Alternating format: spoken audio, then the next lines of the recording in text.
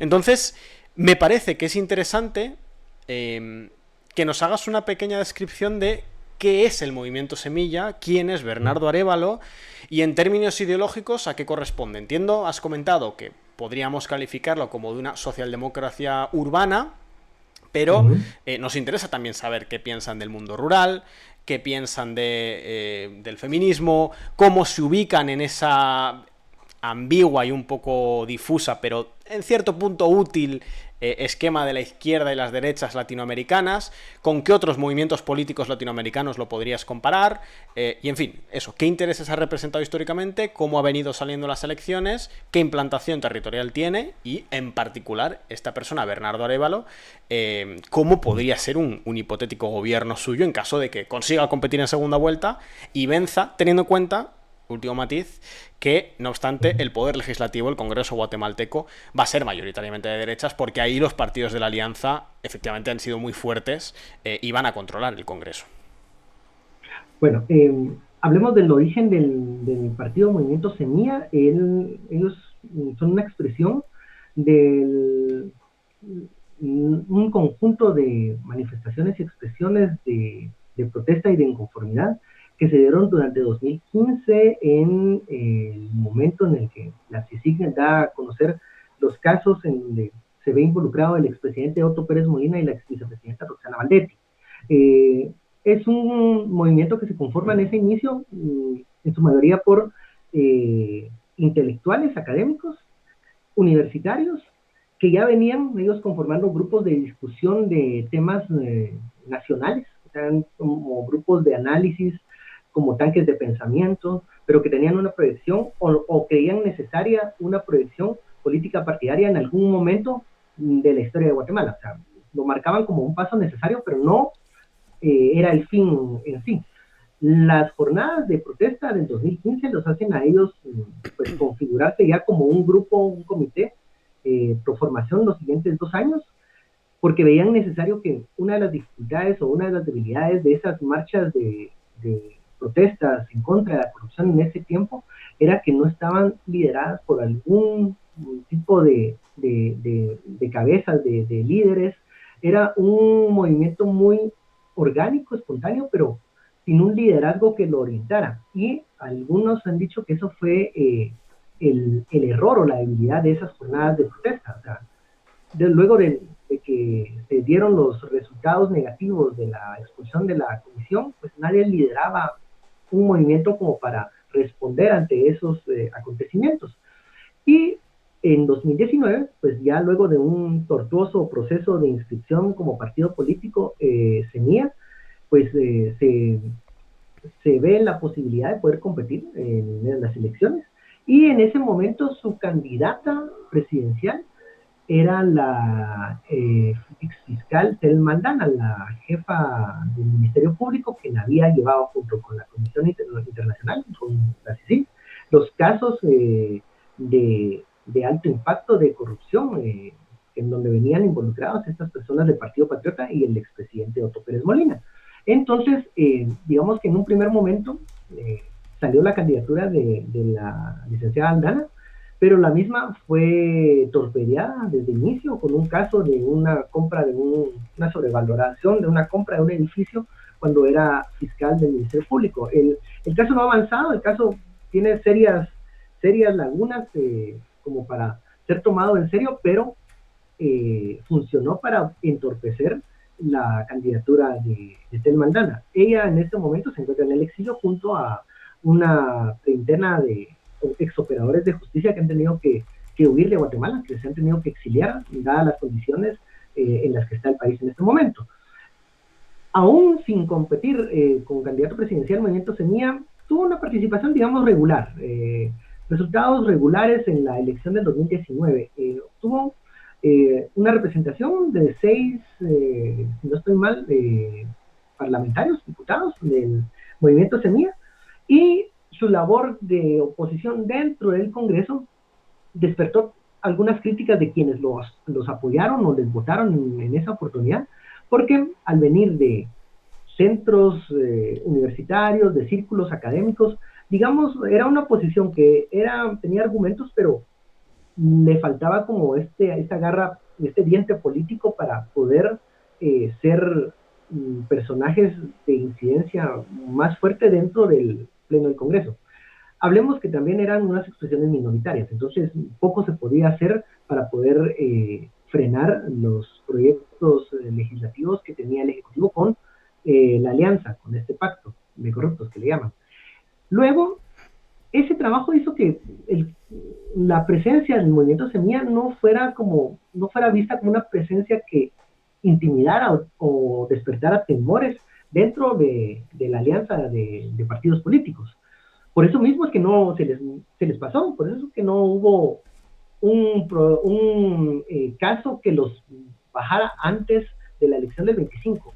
Habían indicios de que se podía salir por ahí el Ministerio Público con un caso que les entorpeciera el camino, pero nunca se dio.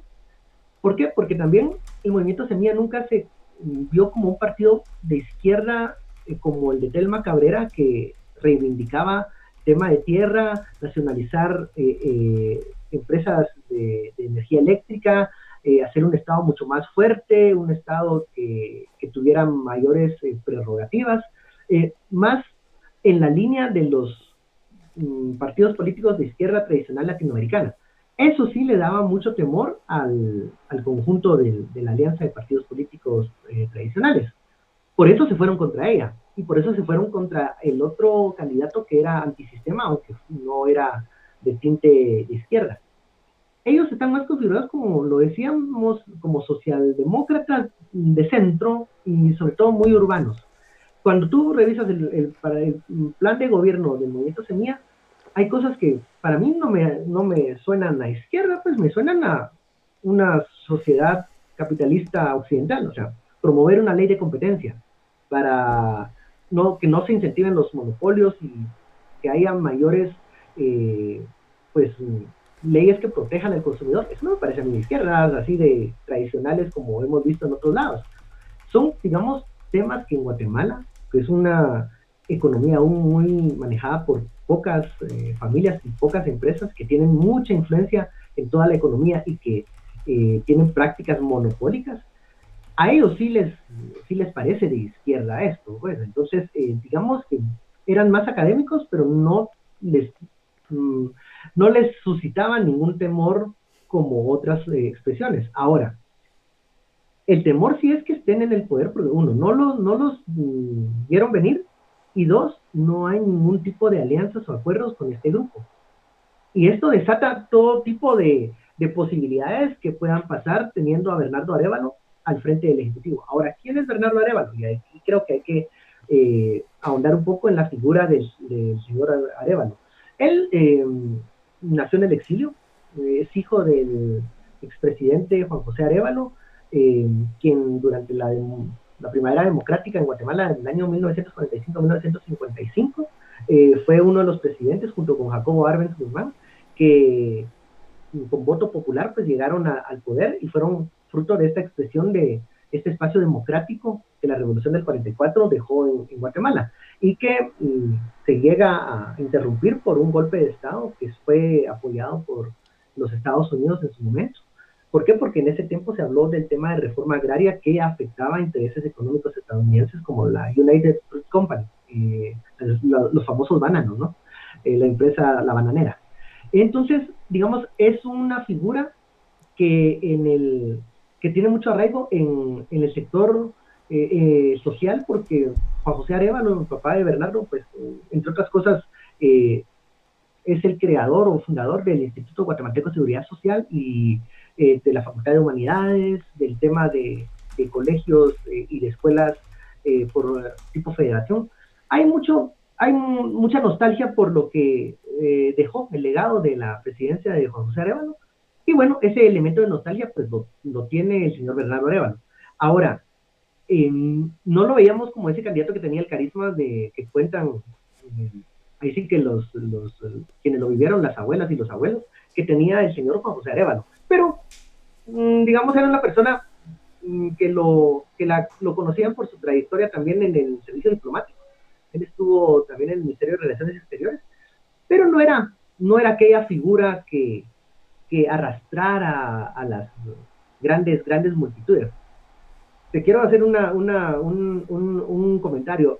Ahora que se inició formalmente, 18 días después de los comicios, la segunda vuelta electoral, porque en eso estamos, a ver, este fin de semana que ya se realizó la primera gira de candidatos, pues es bastante, llama mucho la atención, cómo ahora son los mítines, estos discursos, estas giras de los candidatos que llegaron a la segunda ciudad más importante de Guatemala, que es Quetzaltenango, y veías un parque central lleno de personas. Eso no lo veías con este candidato en la primera vuelta. Claro. No aparecía en el radar. Y yo creo que este crecimiento de seguidores que tiene ahora en estas giras es en parte por todo el tema que se ha estado mencionando todos los días en las noticias aquí en Guatemala, de lo que el pacto trata de hacer para entorpecer su candidatura. Entonces, yo ahí es donde veo que el mejor jefe de campaña es el pacto de la alianza de partidos tradicionales, porque están moviendo más ese voto que, recuerden, nulo fue el más votado. El voto nulo, ese 19-18%, está buscando a quién le va a dar el voto. A Sandra Torres, ex primera dama, y que ha estado pululando en el poder desde el 2008 para acá, y que es una presencia, no ella, pero sí sus diputados, de una bisagra dentro del Congreso de la República, y le da el voto cuando le conviene y cuando no, al oficialismo para aprobar préstamos y presupuestos, o le va a dar el voto a este que se está convirtiendo cada vez más en el candidato antisistema, que te recalco, no son Claro. extremistas ni radicales, pero que se están convirtiendo en ese tipo de expresión. Ahora, el error que puede cometer los militantes del movimiento Semilla, o sea, su core más de hueso colorado, sus seguidores más fervientes, es ideologizar la campaña. Porque una cosa te digo, o sea, Guatemala es un país conservador que está harto de la corrupción, pero sigue siendo conservador. Entonces, si el corazón de la campaña electoral de Bernardo confunde las cosas y comienza a ideologizar la campaña, puede que muchos votantes que votaron por nulo se queden en casa o incluso voten por la señora Sandra Torres. Entiendo entonces, Ben, que justamente quizá las dos claves de cara a la segunda vuelta, si es que finalmente esa segunda vuelta se realiza y tiene a Sandra Torres y a Bernardo Arévalo como los dos candidatos, serán, por un lado, si Sandra Torres es capaz de aglutinar el voto de los distintos partidos de la alianza, y si no hay una fuga de votos de quienes votan a los partidos de la alianza y terminan yéndose a votar a Arévalo, y sobre todo si Bernardo Arévalo es capaz de concentrar en sí mismo, primero, los votos de la izquierda guatemalteca, que entiendo que las izquierdas guatemaltecas, incluso la de Telma Cabrera u otros partidos, deben ser críticos con Bernardo Arévalo porque, bueno, como tú has dicho, es un movimiento socialdemócrata, en algunos puntos incluso centrista, de economía de mercado, y quizás va a tener un poco difícil ganarse el apoyo de esos militantes, esos votantes de la izquierda para los cuales Arévalo puede no ser suficiente en términos ideológicos y en términos de programa, y ver también si Bernardo Arévalo es capaz de movilizar, como parece que quizás está logrando, ese voto nulo, el voto campesino y el voto de personas que no acudieron a las urnas porque no creen en el sistema político guatemalteco. Y yo entiendo, aquí esto ya es una cuestión más de números puros, ¿no?, de aritmética, entendemos que si se da una situación en la que efectivamente Arévalo reduce sustancialmente la abstención, concentra el voto nulo, el voto protesta alrededor de su figura y concentra el voto de una parte de la izquierda guatemalteca, entiendo que tiene opciones reales de ganar la segunda vuelta y ser el presidente de Guatemala. Un elemento más, los últimos dos balotajes, el de 2015 y 2019, la candidata que perdió esas dos elecciones fue Sandra Torres. Entonces, en el 2015 fue la misma fotografía. Ella logra el primer lugar, el segundo lugar era Jimmy Morales, y en el balotaje Jimmy Morales le saca mucha ventaja. ¿Por qué? Porque o sea, tiene un techo muy ya lo bajo conocen Sandra todos, Torres. ya no puede, o sea, ya no Claro. puede crecer más. Digamos, el desafío de ella es que esa gente que ya la conoce cambie su percepción de ella en este balotaje. Eso se antoja en política y en imagen y en marketing político algo muy difícil, porque cuando ya alguien te tilda como buen político o como corrupto, muy pocas veces cambian las percepciones. Eso se repitió en 2019 y que hizo presidente al actual mandatario Alejandro Yamatei. Ahora, aquí la posibilidad, o digamos, el único chance que tiene Sandra Torres de cambiar las cosas es lo que te mencionaba anteriormente. O sea, en este momento, el Movimiento Semilla y su candidato Bernardo Arévalo es la expresión del cansancio, del hartazgo, y puede convocar alrededor de él el voto de la ciudadanía que se hartó de la clase política esta tradicional. Ahora, cuando me mencionabas el voto de la izquierda, alguna parte de la izquierda le puede votar, y alguna parte que son muy dogmáticos y radicales no le van a votar, pero es que tampoco son muchos. O sea, expresiones de izquierda así fuertes en Guatemala, que tengan una presencia electoral sustantiva aquí en Guatemala, pues no existen, son muy marginales, pero aún así hacen mucho ruido alrededor de las campañas. Claro. Yo he estado viendo últimamente que este discurso de Arévalo, algunos simpatizantes que tal vez no eran militantes del movimiento Semilla, pero ahora lo ven como una posibilidad de llegar al poder, comienzan a ideologizar fuertemente el discurso.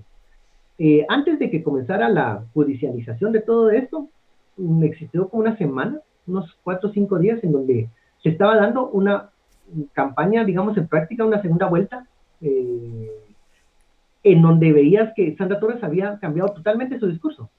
Ella pasó a ser una mujer de una socialdemocracia, como en papel se decía la UNE, a manifestarse pro vida, valores tradicionales, pro familia, pro empresa, a garantizar la seguridad privada, o sea, a adoptar tal vez un discurso que lo veías con Suri Ríos, pues, y que era natural en Suri Ríos. Y que, ojo, Suri Ríos con ese discurso no tuvo un fuerte apoyo en las elecciones. ¿Por qué? Porque el guatemalteco está bien, tal vez tiene coincidencias en lo que Suri Ríos piensa ideológicamente, pero no está de acuerdo en las alianzas y en los apoyos que sus partidos políticos, esta coalición, secundó en el Congreso de la República. Entonces, le importó más votar por una opción que no fuera afín al pacto de corruptos y a la alianza oficialista que lo ideológico. Eso lo dejó como un segundo plano. Sin embargo, Sandra Torres adopta esta estrategia electoral de hacerse ver como una candidata mucho más conservadora de lo que realmente es, y eso comenzaba a funcionarle a ella como narrativa, porque la distanciaba de la otra persona, de Bernardo, y obligaba a Bernardo a manifestarse o a expresarse como una expresión que más tradicional de izquierda o más progresista urbana. Por ejemplo, comenzaba a distanciarse Bernardo Arévalo del tema del matrimonio igualitario, por ejemplo. Aquí en Guatemala es un tema de algunos grupos de derechos humanos de las poblaciones LGTBIQ, pero no es un tema fuerte o de incidencia que tengan los políticos como parte de su programa de gobierno. ¿Por qué? Porque la sociedad es conservadora. Sin embargo, ya veías que ese posicionamiento de Sandra Torres obligaba al otro a tener que distanciarse y diferenciarse. Ahí es donde yo te digo que ese votante que apoyó el voto nulo podía dudar si votaba o no por Bernardo. Pero Claro. toda esta discusión de ideologías o de posicionamiento se vino abajo cuando entra el pacto a querer instrumentalizar al Ministerio Público para bajarse la candidatura de Movimiento Semilla. Entonces, volvimos al discurso anterior del 25 de junio. La gente Claro. está votando, quiere votar por alguien que no sea este grupo de partidos corruptos. Y eso es lo que ellos no están viendo, que están, creo yo, en mi análisis, Digamos ayudando que a que se apoye más a Bernardo. Claro, digamos que están consiguiendo, obviamente no es su intención, pero están consiguiendo que la cuestión ideológica se estén en segundo plano en la campaña. Nos pregunta una persona que está suscrita, que va un poco en la línea de este tema que estamos teniendo de la parte ideológica, si un gobierno de Arévalo estaría alineado con los gobiernos de Petro, de Lula, de Boric, bueno, los gobiernos de la izquierda y del centro izquierda latinoamericano. Si se ha posicionado al Eh, respecto, digamos. se les ha hecho la pregunta a Bernardo Arévalo. Él ha sido categórico en no apoyar a el gobierno cubano, nicaragüense, venezolano. Los llama incluso gobiernos dictatoriales, autoritarios. Y va, sí, en la línea de una identificación con expresiones progresistas latinoamericanas, pero que ahí hay bemoles, ¿no? Porque yo te digo, aquí en Guatemala vemos a veces expresiones progresistas de el presidente mexicano Andrés Manuel López Obrador que nos parecen muy de las políticas de derecha que se implementaban aquí en Guatemala. O sea, eso es muy relativo, pero digamos que van en una línea de un pensamiento progresista de Lula da Silva, de lo que en su momento fueron los Kirchner en Argentina, pero tiene una debilidad, un futuro gobierno del Movimiento Semilla. Tanto el gobierno progresista de Lula como el peronismo en Argentina, que nos hemos visto, tienen estructuras dentro del Estado, estructuras de base de partidos, de su propio partido, que los secundan. O sea, hay una estructura que puede implementar las ideas progresistas o las políticas progresistas que están planteando o que están ofreciendo. Ahí es la debilidad de un futuro gobierno del Movimiento Semilla. La base no es mucha, la base es toda esta gente que está enojada ahorita, pero que pueden tener diferentes tinte, matiz ideológico, diferentes Sí, no hay una base formas orgánica, digamos, del partido. No hay no, no hay. una base del partido Y Semilla son, que... ajá, que pueda decir un corazón que los apoye y Claro. que sean su voto duro. No lo hay. Y la otra debilidad es no tienen esa experiencia de manejo de la cosa estatal, que pues lo hemos visto ya en partidos que son institucionales en Latinoamérica que tienen un tinte progresista. Y por eso es que yo veo que un partido del Movimiento Semilla tiene que ir más por la línea reformista de cómo hacer que el Estado ya no sea utilizado para fines clientelares y para que los recursos no sean utilizados en las necesidades más urgentes, salud, educación, vivienda. Eso sería lo más revolucionario que pudiese empujar el futuro, si se llega a concretar un ejecutivo del movimiento Semilla, un ejecutivo de la señora Sandra Torres, por raro que parezca, pero va a ser, a mi criterio, un ejecutivo que pudiese ser mucho más, que va a ejecutar con mayor eficiencia los fondos públicos. ¿Eficiencia qué quiere decir? O sea, me refiero a que va a poder ejecutar porcentualmente los presupuestos de una manera más rápida. Que los vayan a usar para los fines necesarios y de beneficio para las grandes mayorías, no lo creo. Ahí es el efecto de la señora Sandra Torres, porque ya tiene muchos compromisos. Ya es una política del sistema. Ella va a responderle al sistema, al mismo sistema que ella, hay que reconocerlo, sabe trabajar y sabe dirigir. Movimiento Semilla tiene toda la intención de no ir con el ritmo y lo que le ordene el sistema, pero el problema es que no conoce el sistema. Y hasta este momento hay que reconocer que hay ciertas instituciones del Estado que trabajan mediante prácticas que no son éticas, que funcionan mediante el soborno, mediante la comisión que se les da a los funcionarios de turno para que caminen las cosas. Entonces, ese es un dilema que va a tener que enfrentar el movimiento Semilla si llega al Ejecutivo. Ese es un elemento que la alianza de partidos políticos va a utilizar para que si Semilla llega alguna vez al Ejecutivo solo sea una vez y que ningún partido progresista vuelva a tocar el Palacio Nacional en décadas.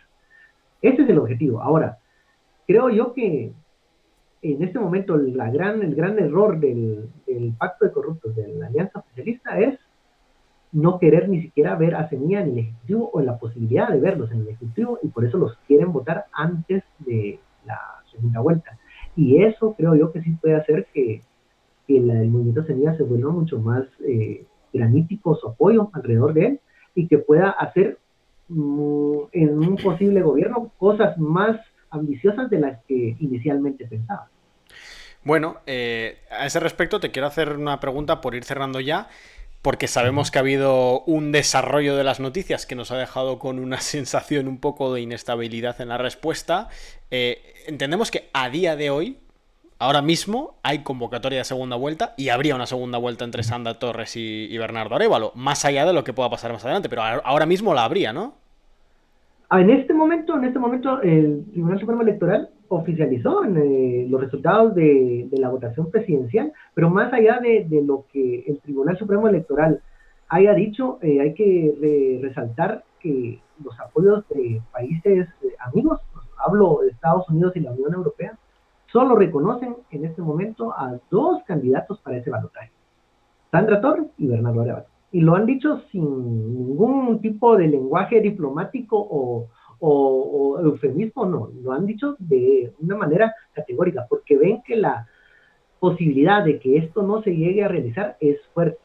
En estos momentos hablábamos antes de la entrevista que el Tribunal Supremo Electoral está en espera de iniciar una conferencia de prensa y los magistrados del Tribunal Supremo Electoral en ese momento oficializaron la adjudicación de los cargos de diputados al Parlacén y al Congreso de la República, y solo quedan pendientes las oficializaciones de los cargos para las alcaldías municipales. ¿Qué quiere decir? Que ya es oficial el Congreso de la República que se votó, el resultado que se votó el 25 de junio, en donde el partido Vamos, que es el actual partido en el poder, obtuvo 40 diputaciones. La Unidad Nacional de la Esperanza, que es el partido de la señora Sandra Torres, logró 28 diputaciones, y como tercera fuerza del Congreso queda entonces oficialmente el Movimiento Semilla con 23 diputados.